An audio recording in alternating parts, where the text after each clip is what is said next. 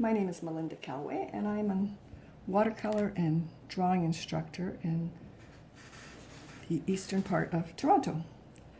And today I'm going to demonstrate a lilac flower. It's a cluster flower, and there are many cluster flowers that you can use this method for.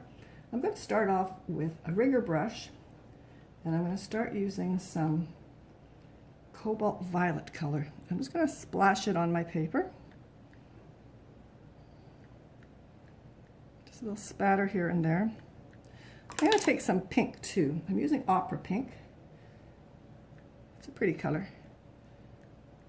And I'm also going to use some blue. I'm going to use manganese blue. I like manganese blue because it reacts really well with the cobalt violet color. They interact and they cause the other to granulate. So I say like they play nicely together. I'll throw a little bit of cobalt blue in there too. Okay, so I got lots of color on my page now. I'm going to splatter on some water. I always like to let the water do the work whenever possible. I like to find the easiest way of doing any particular thing and expand on that. Now this is to give you the illusion of a lilac, not an actual lilac. If you want an actual lilac and to look exactly like a lilac, frame the photograph. Ooh, this is much more fun, and it should be fun.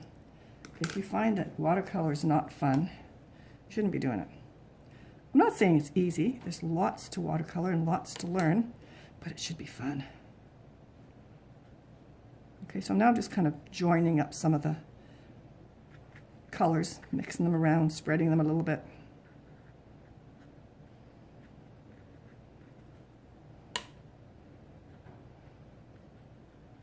Getting the shape of it. It's like a cone type shape, so I'm getting that happening.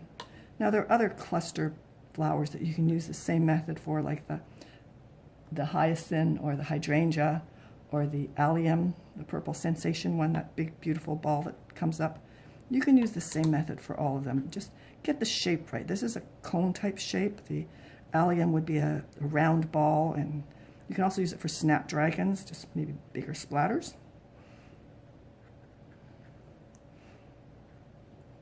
Now you can do a couple little of the little flowerets. So you can kind of just go in here and just say, okay, I'm going to make this a little floweret. Just kind of make it into the shape. Not many of them, but if you do a few, your eye will just fill the rest in, and it'll feel like there's lots more than there are.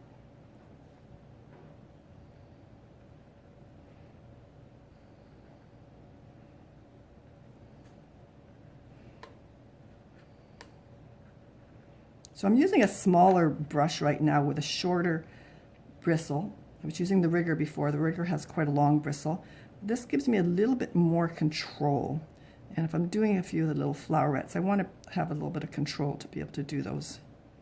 And they don't have to be exactly, just kind of a bit of the shape. Take some of that blue and put it over here. Take a little bit more of the violet on my palette and bring it over into the bottom.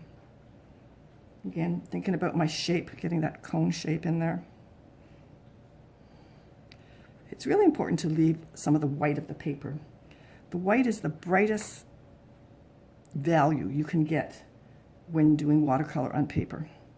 So you want to use that and make sure you save some of that, because it makes your painting, it makes it sparkle, it makes it glisten. Okay, so that's kind of having that cone shape as it is right now.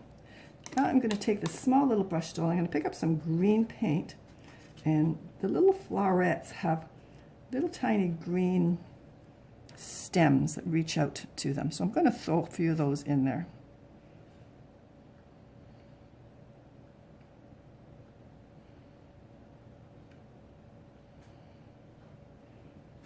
As it touches some of the other colors, they change colors to whatever is around them, and that's fine too. With watercolor, you have to allow happy accidents to happen. It's what makes it look like watercolor. If it's too controlled, it, you know, doesn't have the freshness that watercolor has. That's one of the things I love about watercolor. Its freshness and its transparency and translucency. It just is fabulous. I'm not saying I don't like acrylic or oil, but I find this is just much more in the moment, fresher. So it also adds a little bit of green here too, which is kind of closing in the complementary color of the pink and violet. It's a very warm violet.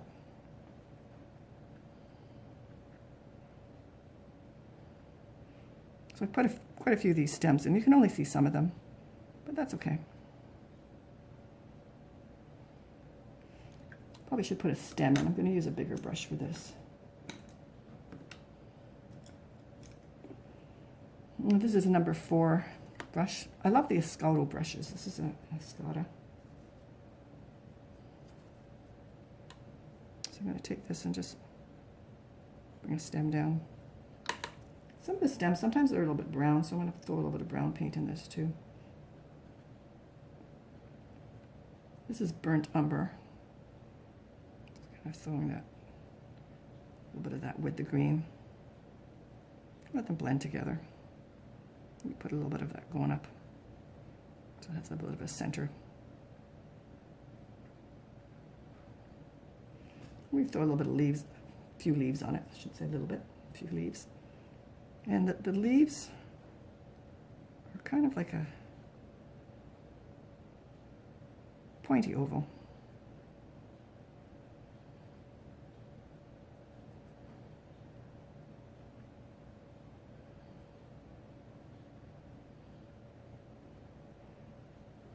Now, if you want, you can leave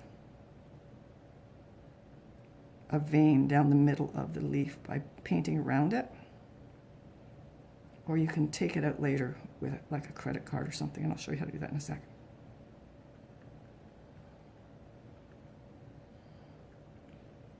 Throw a few leaves over here.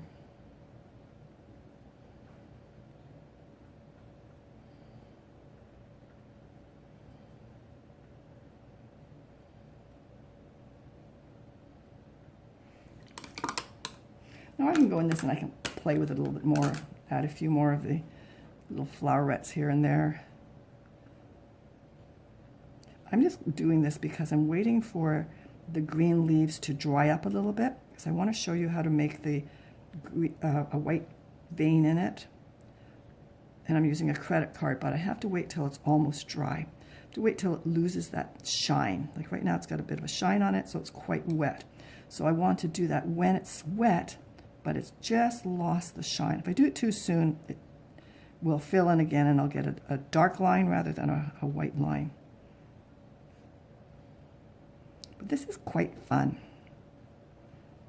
It's not difficult. I squint my eyes every once in a while because that helps me see the value, and I'm thinking, I could probably use a bit of a darker value in here somewhere. So I'm going to take a bit of a darker violet and throw in a few spots there, just to give some darks. So when I squinted my eyes, I could see that there was not a lot of darks happening, and I like contrast. I like the contrast of value.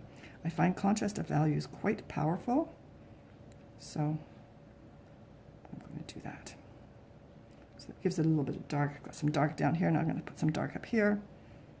Move the dark around a little bit.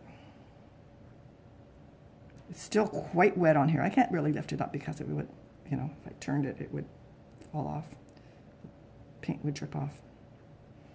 Okay, so I think we're at the right stage now. So I'm going to take my credit card and I'm just going to do a line in the middle. Okay, so I have those veins happening there quite easily. You can do as much or as little as you want. And that's all I want to show you. So again, my name is Melinda Calway. If you want to check out my website, it's melindacalway.ca. If you want to follow me on Facebook, it's Melinda Calway-artist, and on Instagram, it's melindacalway.artist. So feel free to send me what you think. And this is my first YouTube video or video with using my phone. So I'm hoping it turns out okay.